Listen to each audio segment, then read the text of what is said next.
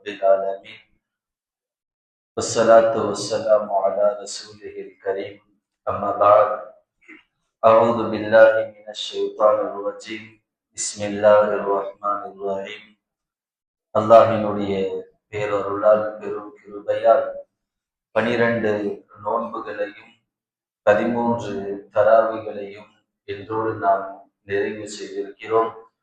குர்ஆனில் இருந்து சரியாக 18 ஜுஸுக்கள் என்றோடு நிறைவு பெற்றிருக்கின்றது. வல்ல ஜல்ல ஷானஹு வ தஆலா இனி வருகின்ற நாட்களில் உடல் ஆரோக்கியத்தோடு ஆஃபியத்தோடு நோன்புகளையும் தொழுகைகளையும் நின்று தொழுகின்ற நல்வாக்கியத்தையும் நல்ல ஆரோக்கியத்தையும் நம் அனைவருக்கும் அல்லாஹ் தந்தருள்வானாக. ஆமீன். இன்று ஓதப்பட்ட ஆயத்துகளில் சூரத்துல் 2 விதமான சூறாக்கள், சூரத்துல் முஃமினூன் அப்படின்னு 18வது ஜுஸுவினுடைய ஆரம்பம் கத அஃப்லஹல் முஃமினூன். முஃமின்னா யார் அப்படின்னு அல்லாஹ் டெஃபினிஷன் வரையறை. இவங்க தான் முஃமின். யார் முஃமின்? தொழுகை இல்லாதவன் முஃமின் கிடையாது. தொழுகை யாருக்கு இருக்குதோ அவன் பேரு தான் முஃமின். முஸ்லீமுக்கும் முஃமினுக்கும் என்ன வித்தியாசம்? நேற்று சொன்ன மாதிரி மண்கால லா இலாஹ இல்லல்லாஹ், யாரெல்லாம் லா இலாஹ இல்லல்லாஹ் சொல்லிட்டாங்க அவரெல்லாம் முஸ்லீமா போயிடுவாரு. ரெண்டாவது உமர் ரலியல்லாஹு மூலமாக ஸல்லல்லாஹு அலைஹி வஸல்லம் சொன்னாங்க வஅமில ஸாலிஹா, நல்ல அமல்கள் யார் செய்கிறார்களோ அவர்கள் பேர் தான் முஃமின். குறிப்பாக தொழுகை இல்லாதவன் முஃமின் கிடையாது. ஒரு படி தாண்டி போய் தொழுகையில் யாருக்கு உள்ளச்சம் இல்லையோ, ஏனோ தானோ வென்று சோம்பேறியாக யார் தொழுகிறார்களோ அவங்களாம் தொழுகையாளி இல்லை. யாரு தொழுகையாளிகளாக இல்லையோ அவர்கள் எல்லாம் முஃமின்கள் இல்லை என்று அல்லாஹ் டெஃபினிஷனோட இந்த ஜுஸுவினுடைய துவக்கம். சூரத்துல் முஃமின் முடிந்து இரண்டாவது சூரத்துல் நூர் நம்ம ஆரம்பத்திலேயே சொன்னோம். சூரத்துல் நிசா பெண்கள் ஆரம்பிக்கும் பொழுது, பெண்கள் என்ற சூரா துவங்கும் பொழுது உலகத்தினுடைய பெண்களுடைய முழு வாழ்க்கையினுடைய ஹிஸ்டரியும் அல்லாஹ் சூரத்துல் நிசால சொல்லிட்டான். மிச்சமான ஒரு சில விஷயங்கள், குறிப்பாக குடும்பவியலினுடைய விஷயத்தை அல்லாஹ் சூரத்துல் நூர் இன்று ஓதப்பட்ட அத்தியாயத்தினுடைய வசனங்கள்ல பேசுறான். உண்மையான குடும்பம் என்றால் என்ன? ஒரு ஆணும் பெண்ணும் எப்படி இருக்க வேண்டும்? ஒரு பெண்ணுக்கு எதுவெல்லாம் அனுமதி? ஒரு பெண் எதுவெல்லாம் அவுரத் மறைவிடம்? எதையெல்லாம் யாருக்கு காட்ட வேண்டும்? மஹரமான ஆண் யார்? யாரை நிக்காக செய்யலாம், யாரை நிக்காக செய்யக்கூடாது, யாரை நிக்காக செய்வது கூடும், அதில் யார் ஆகுமாக்கப்பட்டவர்கள், முன்னுரிமை யாருக்கு கொடுக்க வேண்டும், யாரை நிக்காக செய்வது ஹராம், அவர்களை எல்லாம் பார்ப்பதும் ஹராம், யாரை நிக்காக செய்வது கூடுமோ அவர்களை பார்த்து கொள்ளலாம். இப்படி சூரத்துல் நூர் ஆரம்பித்து குறிப்பாக அல்லாஹ் வாலிபு சமூகத்தை பார்த்து பேசுகின்ற ஒரு வார்த்தை, குல்லில் முஃமினீன யகுது மின் அப்சாரிஹிம் வ யஹ்ஃபது ஃபுரூஜஹும். உங்க பார்வையையும் உங்களுடைய மர்மஸ்தானத்தையும் தாழ்த்தி கொள்ளுங்கள், உண்மையான முஃமின்களாக ஆகலாம். அதே வார்த்தை அல்லாஹ் பெண்ணுக்குள் சொல்றான், குல்லில் முஃமினாத்தி யகுதுன மின் அப்சாரிஹின். பெண்களை பார்த்தும் அல்லாஹ் உங்கள் பார்வையை தாழ்த்தி கொள்ளுங்கள், வ யஹ்ஃபதுன ஃபுரூஜஹுன்ன, உங்களுடைய மர்மஸ்தானத்தை மறைவிடத்தை பாதுகாத்துக் கொள்ளுங்கள். ரெண்டுத்துக்கும் என்ன கனெக்ஷன்? ஒரு ஆணோ ஒரு பெண்ணோ, ஒரு ஆண் ஒரு பெண்ணை பார்ப்பதினால்தான் அடுத்த கட்டத்திற்கு போகிறான். பார்வையை தாழ்த்தி விட்டான், பார்வை ஹலாலான பார்வையாக இருக்கின்றது என்றால் அடுத்த கட்டத்திற்கு அந்த நபர் போக மாட்டான், அல்லாஹ் விட மாட்டான். ஒரு கால் பார்த்து விட்டான், அடுத்த கட்டத்துக்கு போக கூடாதுல்ல. அதனால அல்லாஹ் சொல்றான், இன்று பார்வை என்பது எதர்ச்சியாகும், ஆஸ் யூசுவல் ஆயிடுச்சு. பார்ப்போட என்பது இன்னைக்கெல்லாம் கோ எஜுகேஷன் இருக்கு தெரியுமா? ஆணும் பெண்ணும் படிக்கிற ஒரு காலேஜ்ல ஒரு நிறுவனத்துல ஒரு ஆணுக்கு பெண் தோழி இல்லைன்னா அவன் ஆணே கிடையாது அப்படின்னு பாவிக்கிற ஜெனரேஷன்.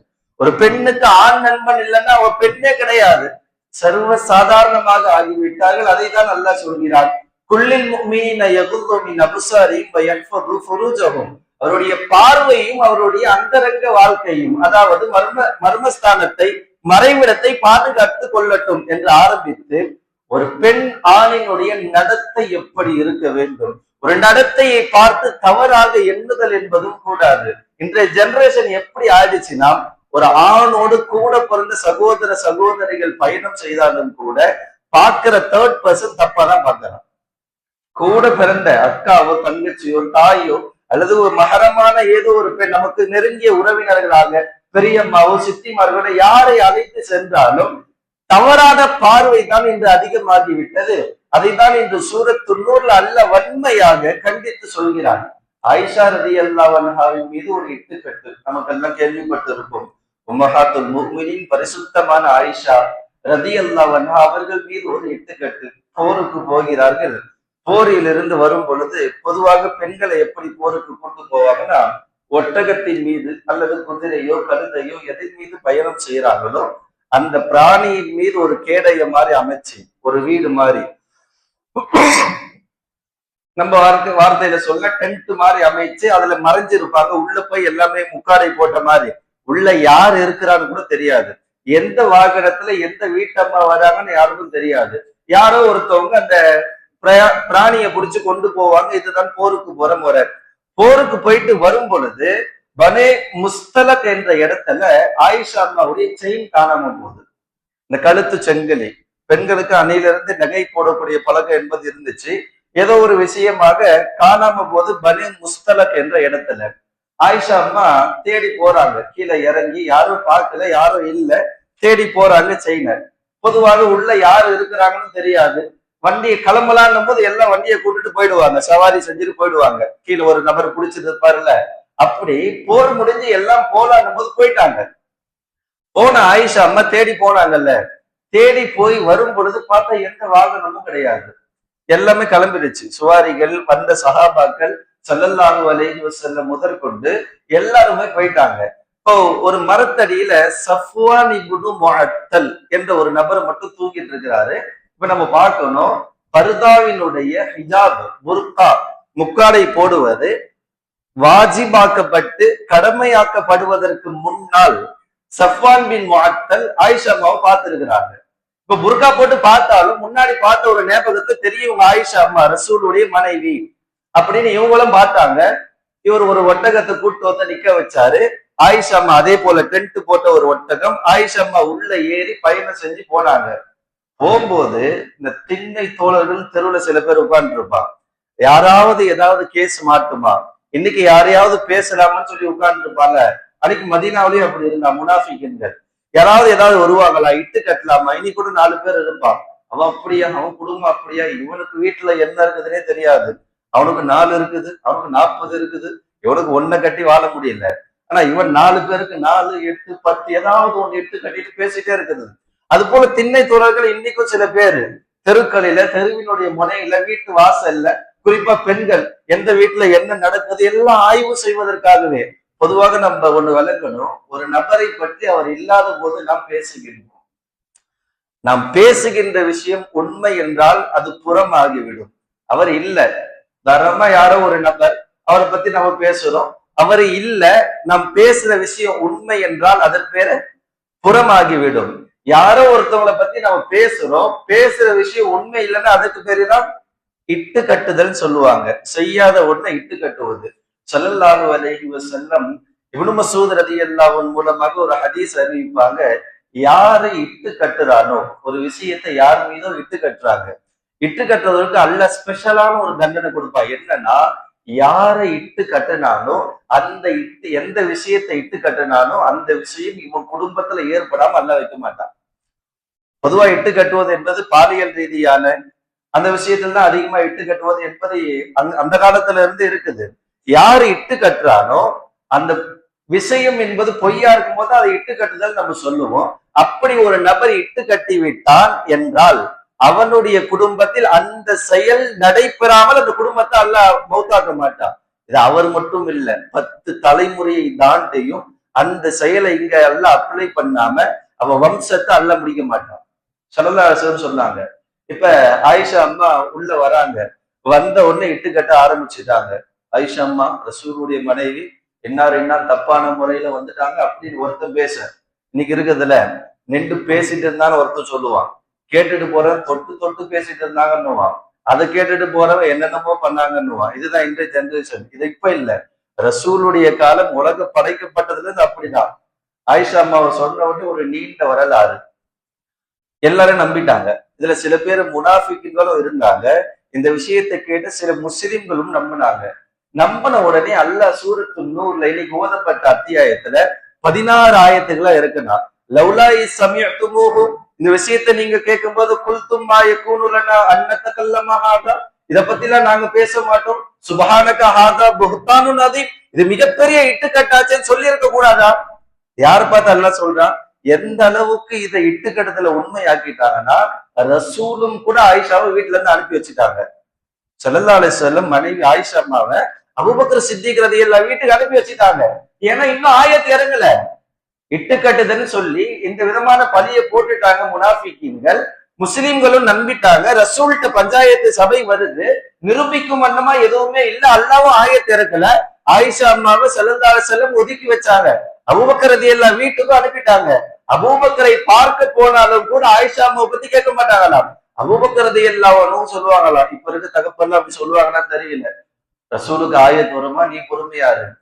அது பதிலுக்கு ஆயிஷா அம்மா சொல்லுவாங்கன்னா, ரசூலுக்கு ஆயத்து வரும்னு எனக்கு நல்லா தெரியும், நான் பொறுமையா இருப்பேன்.